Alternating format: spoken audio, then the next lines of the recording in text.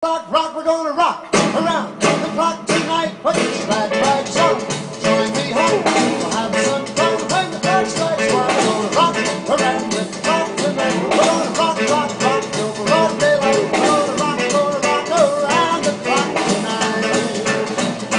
tonight. Welcome to Hansten Healthcare's 2011 celebration of Nurse Week. We welcome you to this conversation that we'll have about the voices of the past and the promise of the future.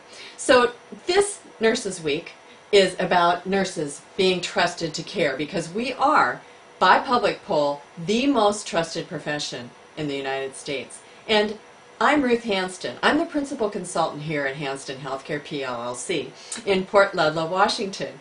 And we at Hansten Healthcare believe that we can learn from the legacy of the past, the wisdom of those nursing leaders who had the spirit and the skill and the will to lead us to better health care, and take those ideas, take the thoughts that they have offered us across the centuries to walk through the last 160 years from Florence Nightingale to relationship and results-oriented healthcare today, and see what we've learned from those that led us. So our care plan for you is this. We'd like to have a little bit of time for you to reflect on the impact that you make every day as a healer. For you to be able to really celebrate the impact that you make on the health of your communities. We are so proud to be able to work with you and to help you achieve the goals of those patients and families that you serve. We'd also like to be able to listen to the wisdom of the nursing leaders from the past to help us envision a future that now looks rather vague and frightening in the midst of healthcare reform here in the United States. There's much to be done. And we'd like you to be able to have some time to renew your commitment as a healer. So as we look at these two nurses, one from the past holding the hands of the nurse of the future, we'd like to look at some of the parallels of those early years of nursing in the late 1850s to early 1900s to the fateful decade from 1890 to 1900. And listen to their voices, because they were in the midst of not just healthcare reform, but putting together some kind of a healthcare system. There was certainly poverty and illness, just as we have to deal with today. In fact, some of those frightening illnesses, such as tuberculosis and measles, are back now, and we're dealing with them once again. Nurses took leadership then, as nurses must take leadership now. Their healthcare system was extremely complex, even though ours is complex in a different way, because we're dealing with all our new information systems and trying to make our medical records work and trying to deal with all of the high technology when they were really coping with how do we cure and heal in the midst of not even having antibiotics, not understanding, even just beginning to understand germ theory. Even then, they looked at the impact of our interventions on outcomes for patients and families. So let's look at what they learned that we can learn from as well. These are the things that we'll be listening to as we talk with and listen to the leaders from our past in nursing. So watch for these themes. We'll also ask you to begin to name some of the nursing leaders. And I know some of you graduated from your basic nursing education probably after I did, and in that case you may not have ever had a history of nursing course. And I think it's important for us to celebrate that rich past today as we celebrate Nurses Week. I'm sure you can all name this nursing leader. That's, of course, is Florence Nightingale. But we'll go through conversations with all of these folks from the past and see what they have to offer for us today. And really look at the care delivery model changes from early care to the present and to the relationship and results-oriented healthcare, or RROHC, program. Florence Nightingale gained her fame by bringing a group of nurses to the Crimean War and to Scutari, which is around the area of Istanbul, Turkey. And in 1856, she started out with her nurses and a group of wounded soldiers. Their normal mortality rate was about 50%. She brought their mortality rate from morbidity and mortality from 42% to 2%. It was an enormous victory for healthcare, for nursing, for healing. And she was able to do this by just looking at the basics: nutrition, hydration, moving the latrines away from where they were doing the surgeries, not reusing the same dressings from one individual to another. Basic hygiene, sanitation, those are the kinds of things. Fresh air, the healing environment, all of these things were measures that she brought to Scutari. And because she paid attention to statistics, and because she was able to really note the difference in what happened before and what happened after, so direct line, evidence-based practice, she was able to gain a lot of power in the British Empire. And because of this, she was able to establish the format for schools of nursing internationally. And as you remember, at that time, the British Empire was far-flung.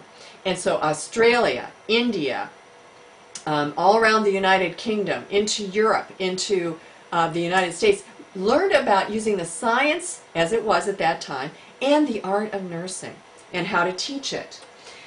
She connected those outcomes with the interventions, just as we are doing today, and as we do in the Relationship and Results-Oriented Healthcare program. She made sure that the science of nursing was a part of what was taught, so that nurses were not just the handmaids and the nurturers that they had been in the past, but actually became a profession.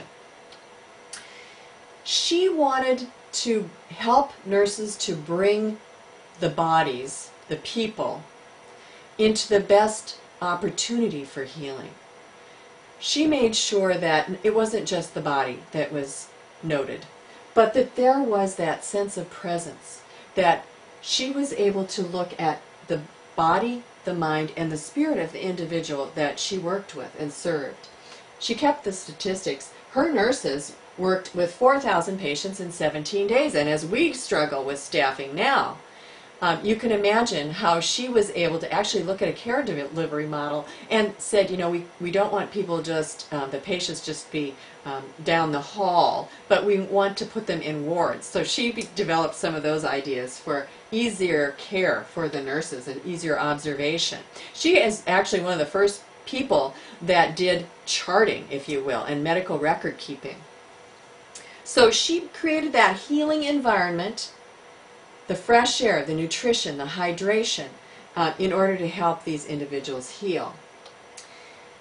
So what I'd like to do now is to share with you an 1890s recording. And I'm going to step off screen for just a minute so I can help this to occur. And you will be hearing a very scratchy voice of Florence Nightingale in 1890.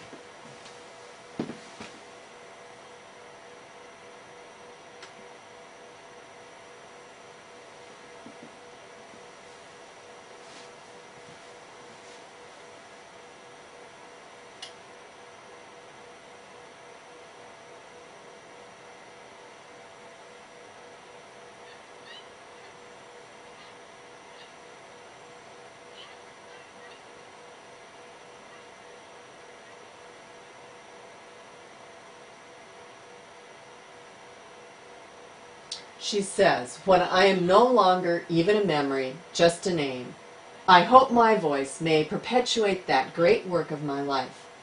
God bless my dear old comrades of Balaclava and bring them safely to the shore." Florence Nightingale.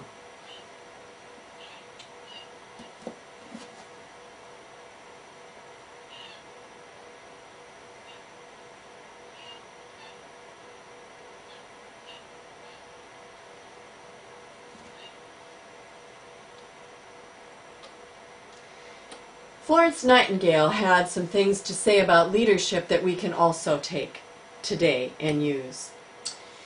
She, of course, my apologies to the males that are in our profession, because she would, of course, have referred to nurses as female. She must have an iron sense of truth. and right for herself and others, and a golden sense of love and charity for them. When a future sister or nurse leader unites the power of command with the power of thought and love, when she can raise herself and others above the commonplaces of a common self without disregarding any of our common feelings, when she can plan and effect any reforms wanted step by step, without trying to precipitate them into a single year or month, neither hastening nor delaying, that indeed is a sister.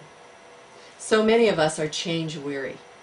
We have so many changes occurring in our organizations on a daily basis, and there's a lot of urgency to create some good changes that will help for our patients, and we want to do them, but realizing that there must be step-by-step improvement, and that we are continuing on to plan and listen to how it is best implemented.